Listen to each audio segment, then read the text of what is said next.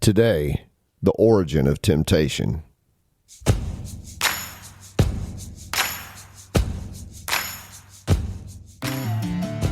Welcome to Sacred Grip, a podcast equipping men to conquer addiction and overcome inner struggles through physical, mental, and spiritual disciplines so you can become a man of honor and integrity. I'm Jason.Lyle. Now let's get to work. Today you'll learn cravings come from beliefs. Beliefs determine actions, and God will assist us when we believe in the truth. This episode is brought to you by Chuck Swinson.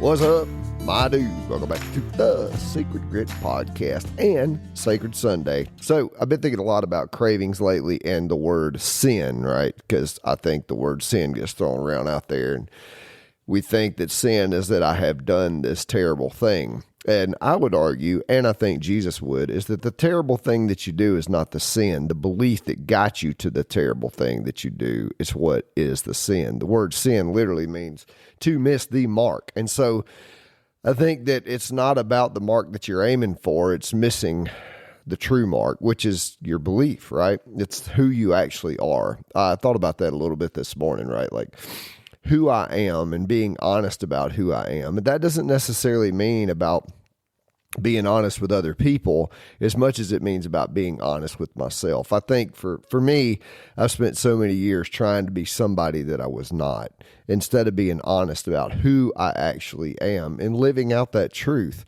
I say this quite often, but there's a quote by John Eldredge that says, let the people feel the weight of who you are and deal with it. And I think that's a huge part of probably battling cravings, is that we're not trying to become something that we're not, okay? So because cravings come from beliefs. What I believe about myself is what's going to come out of me.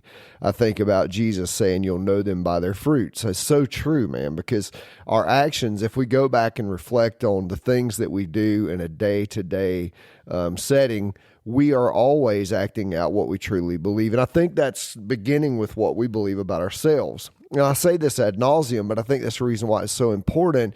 If we have beliefs like, oh, I'm such a piece of shit, or I'm just an addict, or I'm just an alcoholic, or I'm just this, those beliefs are determining or actually giving us an excuse to be the thing that we're trying to not be, right? So let me kind of play this out in my head. If I think to myself all the time, and this is one of my big ones, I'll think to myself, God, I just love sugar. I just love sugar, man. Sugar is the greatest. I'll make little jokes about it with people like, yeah, my one Achilles heel is sugar, right? So when I get ready to go have sugar, I've already given myself the justification to have the sugar. You see what I'm saying? But if I know something about myself, I know that I crave sugar, right? But if I say, well, I don't love sugar, I love me. And so if I love me, then sugar becomes sometimes a treat for sure. Like Aaron made cookies last night. We're sitting on the couch having cookies, right? So sometimes that is a loving act toward me. But when I just grab that cookie or I grab that sweet thing mindlessly, I fall into those cravings. I'm believing that, well, I just love sugar. You see that there's a difference there because my cravings come from my beliefs, and my beliefs determine my actions, right? That's the you'll know them by their fruits thing. So when I'm acting in a way that is antithetical to the person that I want to be, I can say that I'm not believing in the person that I want to be because I'm actually believing in the person that I think I am.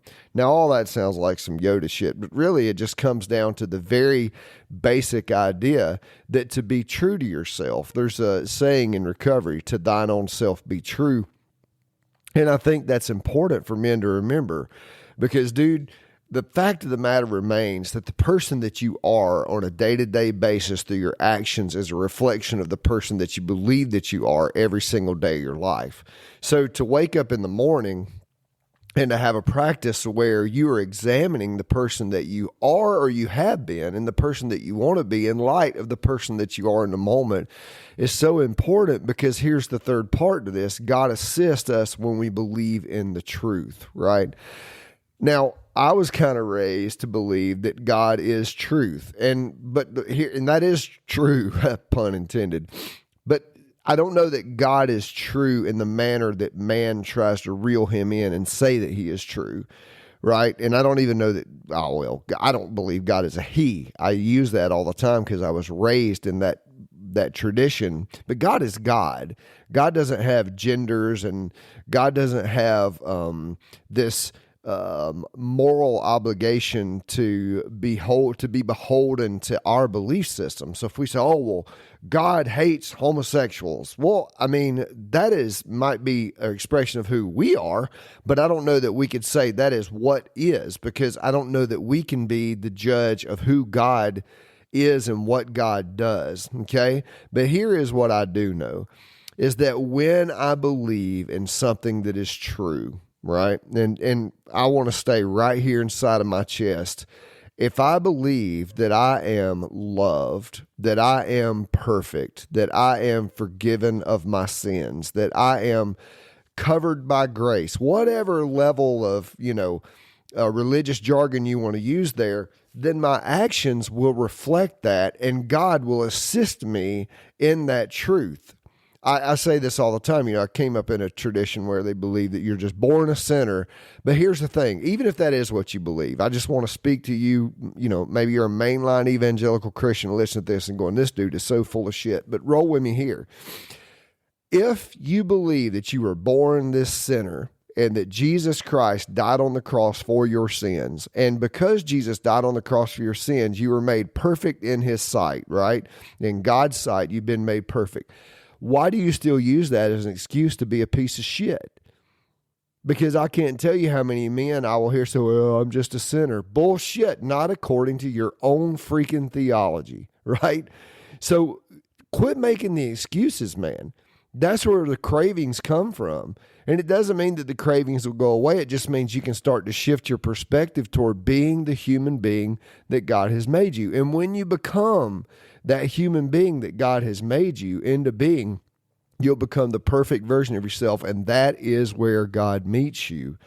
And that is why things such as having a morning practice where you commune with God and let God tell you the truth about who you are, not in a prefrontal cortex rational manner, but inside a feeling, a knowing, a believing inside of who you are. That is how you battle the cravings, right? All right, dude. So here's the thing. Today you learn cravings come from beliefs. Beliefs determine your actions, and God assists us when we believe in the truth. My man, thank you for listening. I appreciate it. Man, you keep showing up, and I'm watching the downloads go up, and that just makes my heart feel good for no other reason than to know that this information gets out there, because these small podcasts, I believe, are things that can change your life, because they have certainly changed mine. If you'd like to book a consultation call, you could drop down in the show notes and click on the link and set that up. I would love to talk to you and see if we are fit for each other. All right, my dude. This episode is also brought to you by Capital City Roofing. Now, let me tell you something about those guys at Capital City Roofing. They not only care about the exterior house, they care about you. They care about people. They are benevolent folks, and you need to get a hold of them and use them for all your exterior needs on your home. That is capitalcityroofing.net. All right, my dude. I will see you on Gritty Wednesday.